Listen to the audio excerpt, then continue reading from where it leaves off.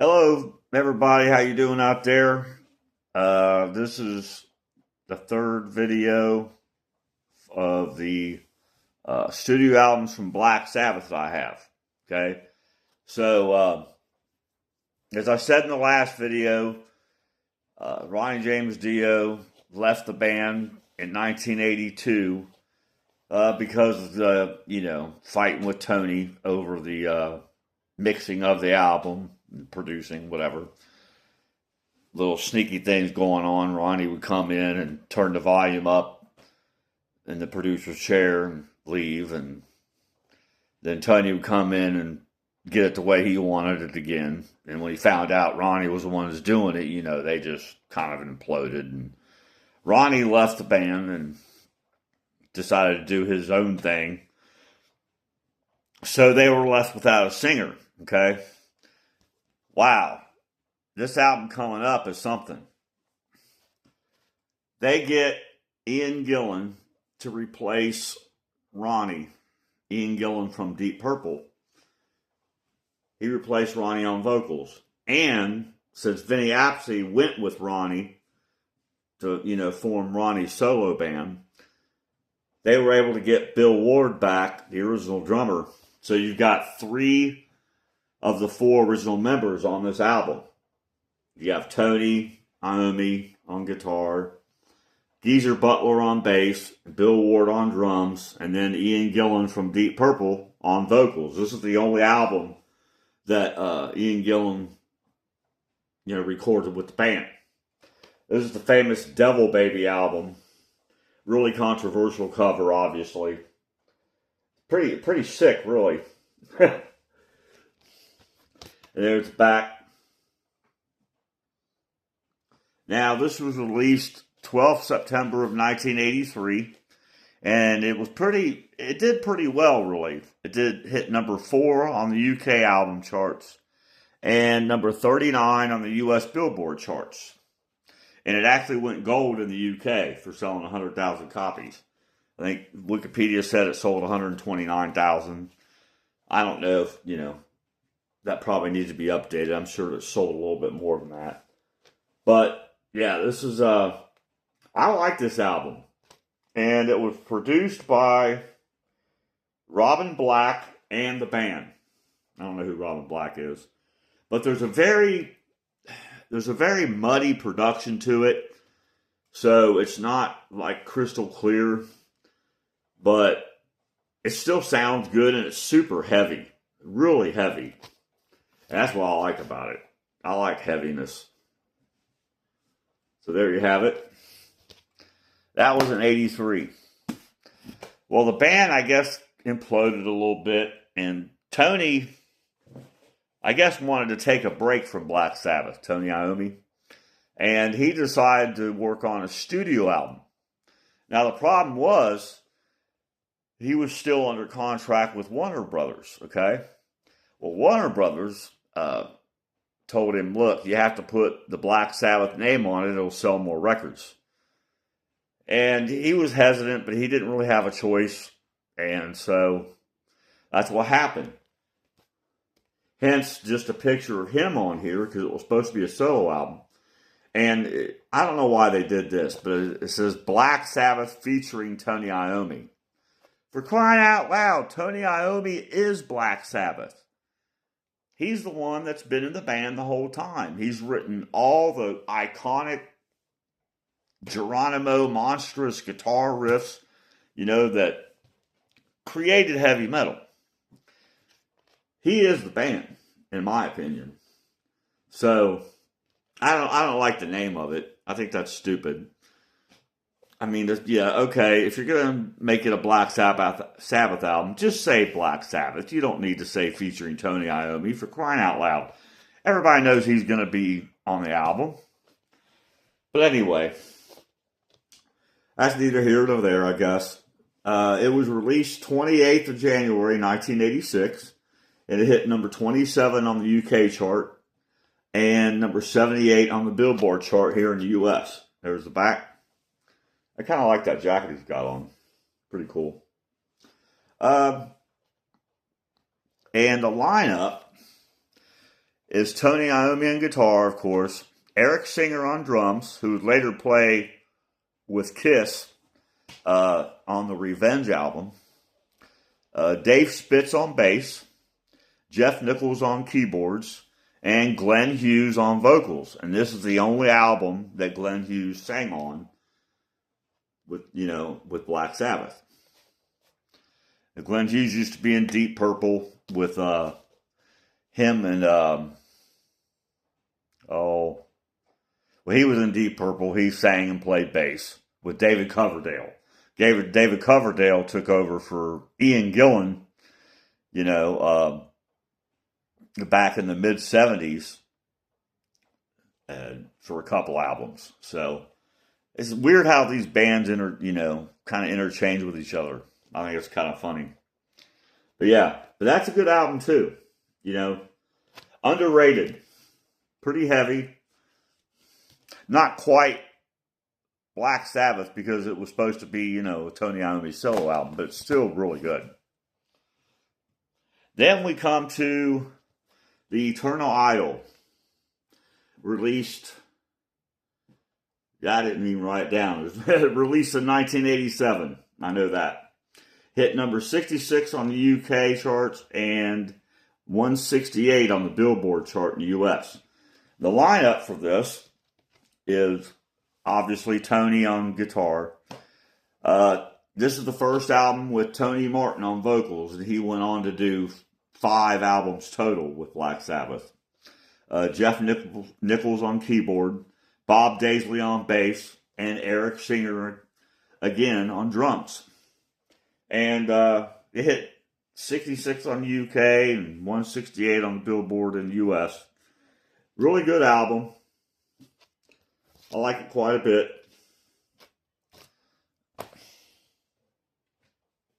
Now this is the record store day release from last year, and I want to show you this. It's kind of neat.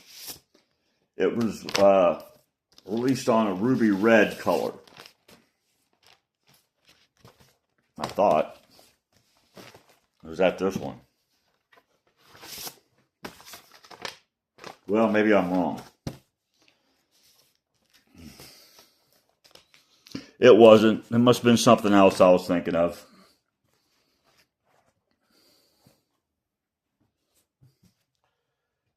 Next, we have The Headless Cross.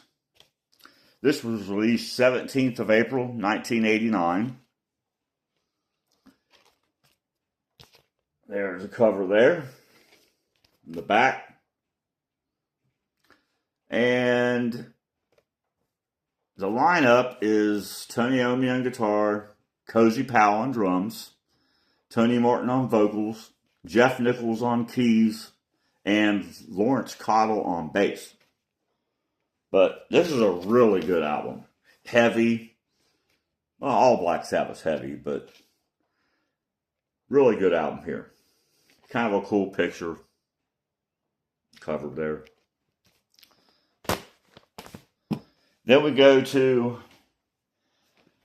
Tear. And this was released the 20th of August, 1990. And the lineup is Iommi on guitar, Cozy Powell on drums, Tony Martin on vocals, Neil Murray on bass, and Jeff Nichols on keyboards.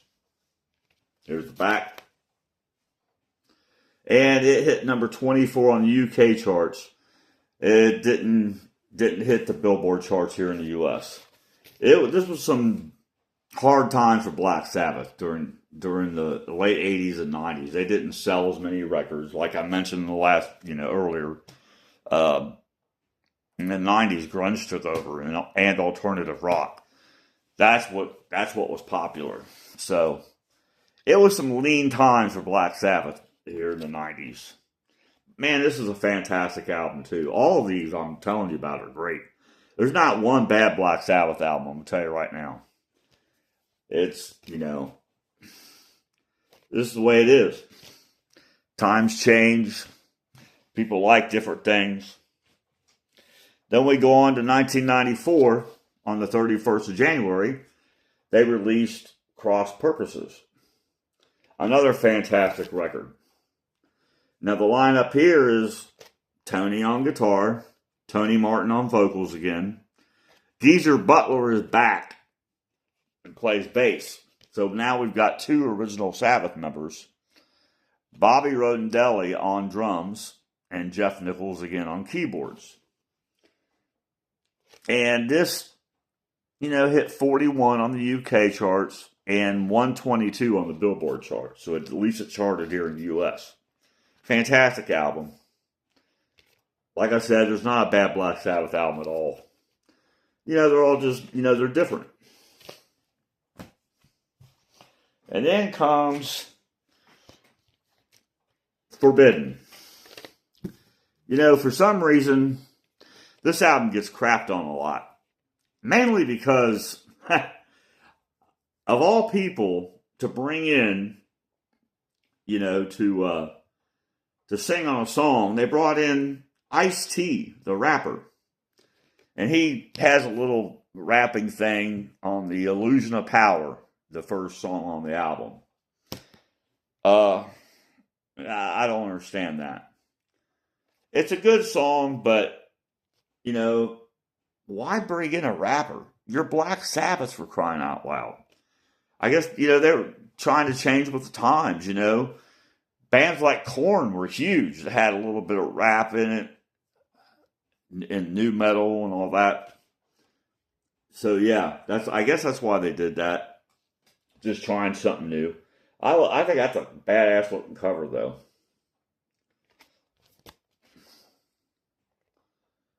Really cool artwork. And it charted number 24 on the UK. Wasn't certified gold or anything anywhere. But yeah, because of the Ice-T thing, a lot of Sabbath fans crap on this album. But there was bad production on it. But it's since been remixed. And this is the remixed version of it. And I don't have an original. None of these I've showed you are originals except for maybe Born Again and Seventh Star. Because once you get into the late 80s and 90s, it's hard to find originals of those. They're way too much money. So I just bought the reissues. And this one was remixed. So now the production is a lot better. And the album sounds like a Black Sabbath album now, even though Ice-T's rapping on the first song. But great album. I love it. Now then there was a dormant period, and they didn't release any albums for 18 years. But in the late 90s, Ozzy came back to the band, and they were doing shows and festivals for years and years. And in 2001, they started working on a new record with famous producer Rick Rubin, who, did famous for producing like Red Hot Chili Peppers albums. Well, for some reason that stopped for a while, and Ozzy resumed his solo career. So that got put on hold for a decade. Then in 2011, they got back together and started working on the album. But original drummer Bill Ward didn't want to participate. So you've got 3/4 of the original band. You got Ozzy, Tony Iommi on guitar, and Geezer Butler on bass. And then they brought in Brad Wilk to play drums on this album. And he's from Rage Against the Machine. Really good drummer. And they released 13.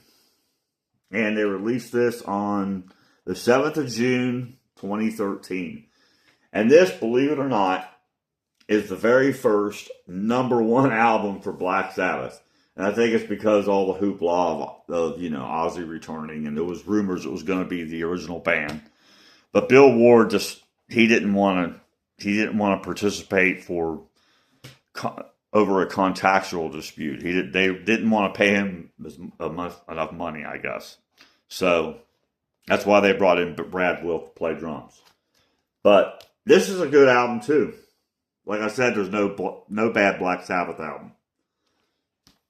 I like the gatefold on this. Pretty neat. I'll show you. Got the 13 on fire. And there you have it.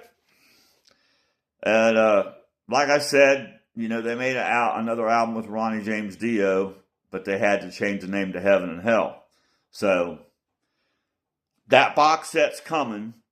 You know, it has The Devil You Know from Heaven and Hell and 2 live shows in the box set. So that's going to be released in late March.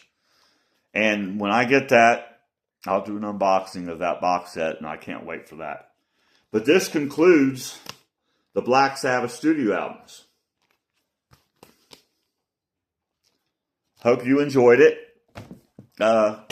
Tomorrow I'm going to do live albums and bootlegs. And also I've got a couple albums with outtakes and things like that of, you know, of their early years. So that'll be the next video. And then after that, I'm going to do a couple of videos of all the box sets that Black Sabbath released over the last, I don't know, 7 or 8 years. They did box sets for, you know, certain albums from their golden years. You know, like I think they did, let's see, Paranoid. They did Volume 4. They did Sabotage and Technical Ecstasy. And they did a box set of the Tony Martin years, which I do have too. But I've shown you the Tony Martin album, so I'll just touch over that box set. But that'll be, the box sets will be tomorrow, along with the other one of live albums and bootlegs and all that, demos. So until then,